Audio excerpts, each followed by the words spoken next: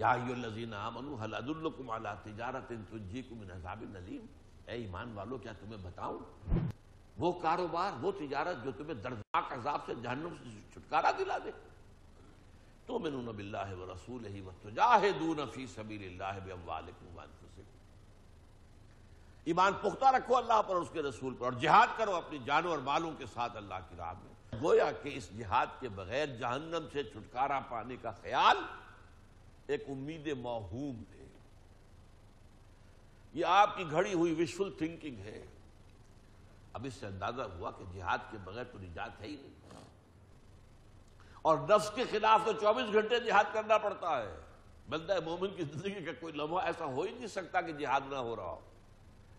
فجر کے عین وقت جو ہے اذان کی آواز سن لی، آنکھ بھی کھل گئی، نفس نے کہا ذرا سو جاؤ، بس کروٹ لی اور انٹا غفیل۔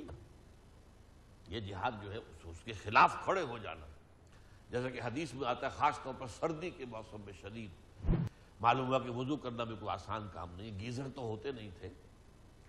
لیکن یہ کہ اس وقت اٹھنا نفس کے خلاف جہاد بہت بڑا جہاد ہے، اس کے بغیر نہیں آدمی اٹھ سکتا، نماز نہیں پڑھ سکتا، باجماعت مسجد میں جانا، سردی کا وقت ہے، ٹھنڈی ہوا چل رہی ہے، وغیرہ وغیرہ۔